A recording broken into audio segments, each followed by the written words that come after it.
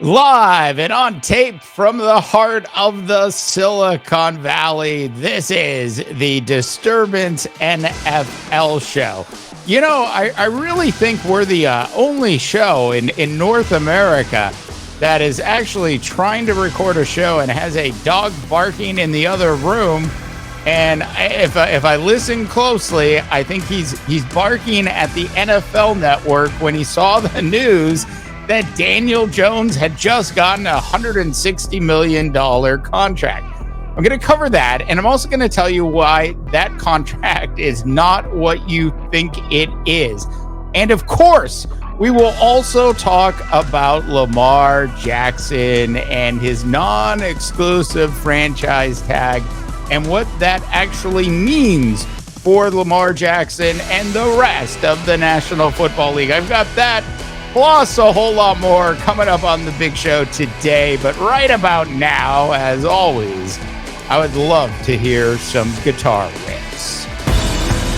Live and on tape from the heart of Silicon Valley, this is the Disturbance NFL Show, hosted by Dave DeBar.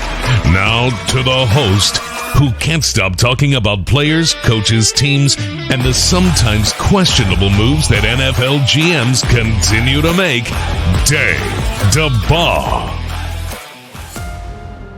Okay, North America. So Daniel Jones gets a huge contract. We're going to talk about that. That's our featured story of the night. That's coming your way in just a second.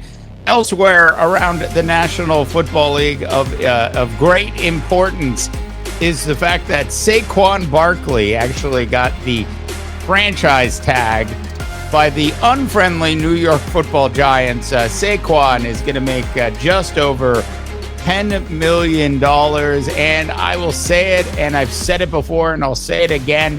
The running back in the National Football League is highly undervalued when you think about what a great running back can do for your team versus a quarterback who's going to make $40 million a year in one Daniel Jones. So we'll also get into, of course, Lamar Jackson in a little bit. But first, I thought we would start with Daniel Jones. And I really want to tell you all that Daniel Jones's contract isn't what you think it is.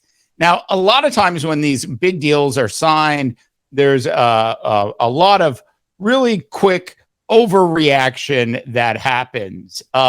It's like diehard fans of the new Ant-Man movie that went to the Ant-Man movie, saw it, and no matter what kind of crap they threw up on the big screen, those people were going to come out in favor of the Ant-Man movie.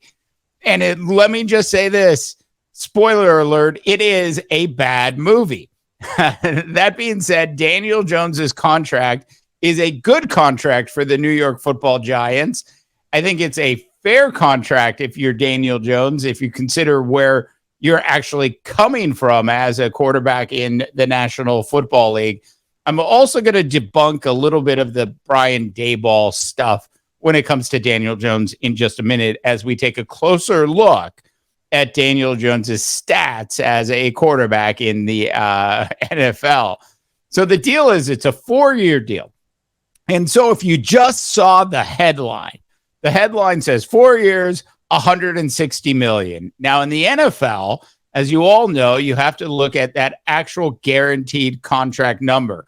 We know what happened with the Cleveland Browns last year and Deshaun Watson when they made the absolutely unforgivable, horrific decision to give Deshaun Watson $230 plus million in a guaranteed contract after he had been accused of countless numbers of accusations, and I'll leave it at that, against him. Now, whether or not those got settled out of court is irrelevant.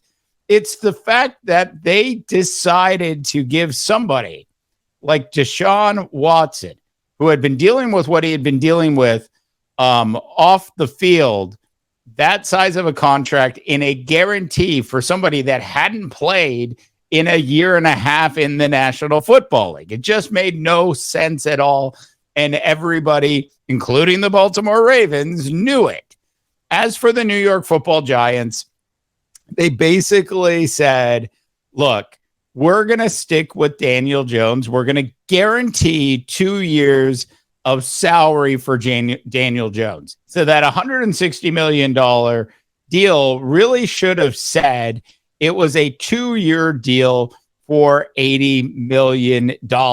Just look what happened to Derek Carr, who signed a huge contract extension himself with the Oakland Raiders. It was just a question of how much of that was actually guaranteed. And the reality was the last 2 years on the contract were not, which is why the Raiders sent Derek Carr home early.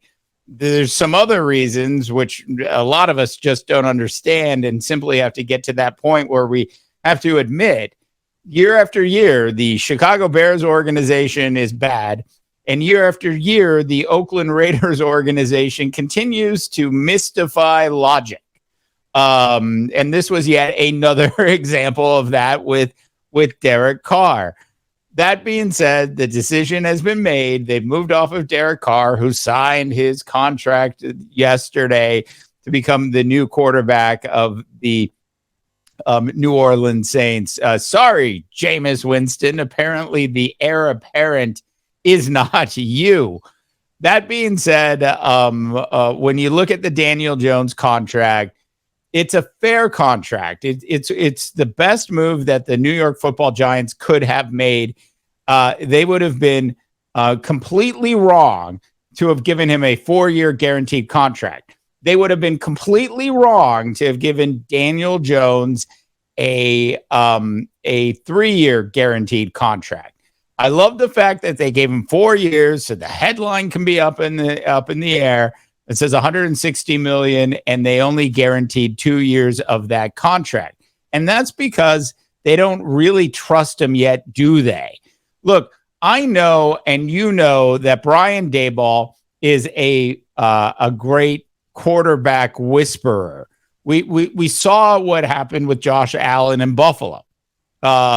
We saw what happened in the first year with Daniel Jones in New York.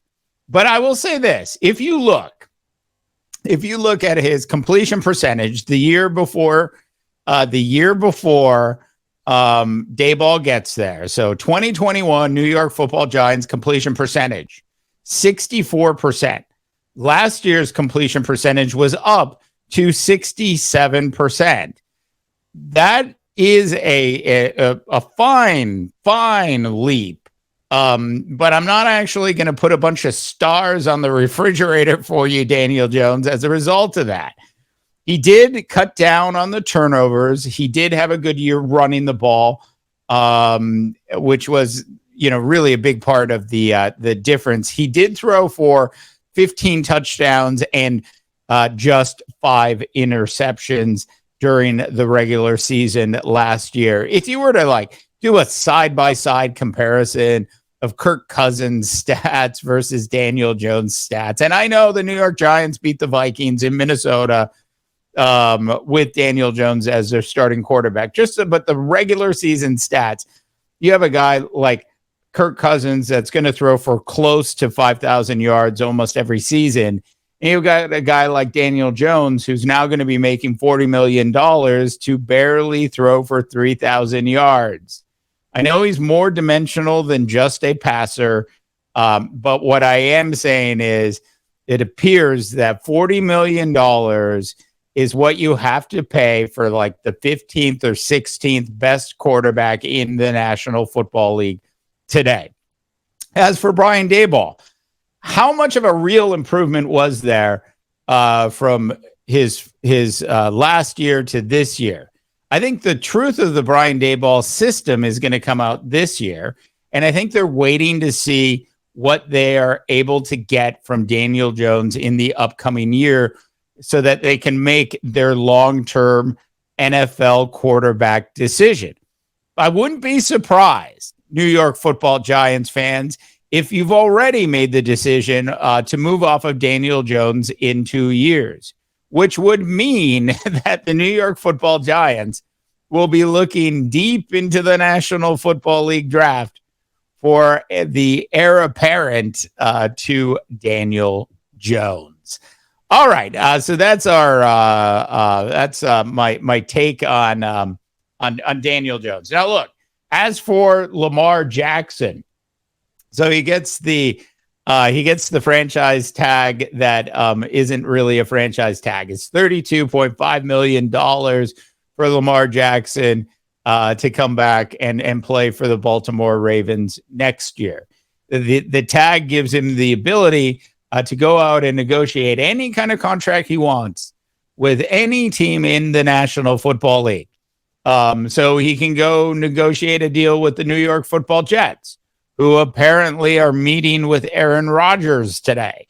I wonder how that meeting is going in Mr. Rodgers' neighborhood. Like, if you're the New York Football Jets, why not pick up another Green Bay Packer quarterback who's on the backside of his career and sliding and trying to ski down the backside of Career Mountain? Seriously, you've already done it once with Brett Favre. And outside of the first 11 games that Brett Favre gave you, New York Jets fans, what else did you get? In addition to that, New York Jets fans, did you not see how poorly Aaron Rodgers played last season with the Green Bay Packers?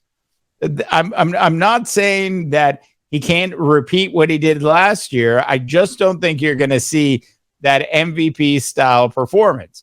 And then furthermore, are there enough dark room clubs in New York City for, there are, for Aaron Rodgers to be happy in? Will Aaron Rodgers, if he ends up in New York City, get lost in the 60s all over again? And my guess is yes.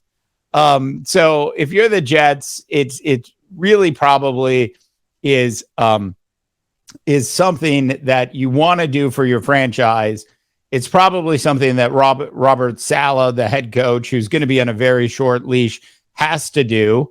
They've got to make an impact, as well as their general manager, who's done a really nice job, except on the offensive line and at quarterback, the most important positions in football. Outside of that, he's done a fantastic job drafting over the last couple of years. We all agreed that he had the best draft pick last year in Joe Douglas. So I think if you're the Jets and you can somehow figure out how to pry Aaron Rodgers away from the Green Bay Packers without giving up too much, then that would be great. Maybe you can get the Packers to eat some of the salary. That could also be another way of approaching that particular deal. Now back to Lamar Jackson. So Lamar Jackson is able to, as they used to say in the old Southwest airline commercials, he's now able to move about the country. He can go anywhere. He can talk to anybody, and he can get an offer from anybody in the National Football League. Any of the teams in the National Football League. Like if the Kansas City Chiefs decided, then that's not going to happen. If the Los Angeles Chargers, no, that's not going to happen. If the Oakland, that's not gonna happen. So you start to look at the places in which Lamar Jackson actually has an opportunity to land. Now, last year during the offseason, it was Atlanta, it was the Panthers, it was the Commanders. There were a couple other teams involved. Well, Field Yates of ESPN just reported that the teams not pursuing Lamar Jackson, according to Field Yates's tweet, is the Atlanta Falcons, the Miami Dolphins, the Carolina Panthers, the Washington Commanders, and the Las Vegas Raiders. those teams, according to Field Yates, are already throwing in the towel on a Lamar Jackson deal. So let's just say, for the sake of conversation, that the Indianapolis Colts, for some reason, are able to sign Lamar Jackson to a long-term contract. They would have to give up 2 first-round draft picks to the Baltimore Ravens. The Ravens, by the way, would also have the chance to match whatever kind of contract he comes up with. What I don't think is going to happen is, I don't believe Lamar Jackson is going to get a guaranteed contract in the same way Deshaun Jackson did. Deshaun Watson did. Lamar Jackson is a great player. It is such a rarity to see a player of his skill set and caliber on essentially the open market at this stage of his career. And the reason that's actually happening, to be honest, outside of the money, it's the injuries. It's like, it's the injuries, stupid. It's so obvious. It's like if you just flew back to the planet Earth from your trip to Mars and you landed back here and you looked at, Lamar Jackson's last couple of seasons, you'd say, yeah, I question whether or not I would be willing to give him guaranteed money over a 5-year period. So similar, but different than Daniel Jones, you'd be certainly willing to go 3 years on a guaranteed contract with Lamar Jackson if you're another football team. And then on top of it, you've got to give up 2 first-round draft picks. If you're a team that's in need of a splashy quarterback that's going to make a difference in the National Football League, that most of the other teams are going to regret not exploring, including the Falcons, Panthers, Raiders, Dolphins, and where does Washington come out not actually making a move for Lamar Jackson in the first place? The Commanders. So I look at this and I think there's going to be a lot of teams that next season regret not making a move to get Lamar Jackson under contract in some shape or fashion. Whatever the contract is, I seriously doubt that the Baltimore Ravens are going to match it, because everybody's feelings are extraordinarily hurt, it appears, on both sides of that fence. All right. I want to thank everybody so much for tuning into the Disturbance NFL show. Do check out our Big Sports website at disturbance.live when you have a chance. The show is available wherever podcasts can be heard. And you can also check us out on YouTube on our Disturbance podcast channel there. Please go ahead and subscribe and like this video if you're seeing it there. For the Disturbance and National Football League show, I am Dave Dubois, wishing you all a tremendous rest of your sports viewing week. The Disturbance is brought to you live and on tape from the heart of the Silicon Valley and is a production of the Mighty Rip Podcast Network. For more witty, 100% independent NFL and NBA sports coverage, check out our Big Sports website at disturbance.live.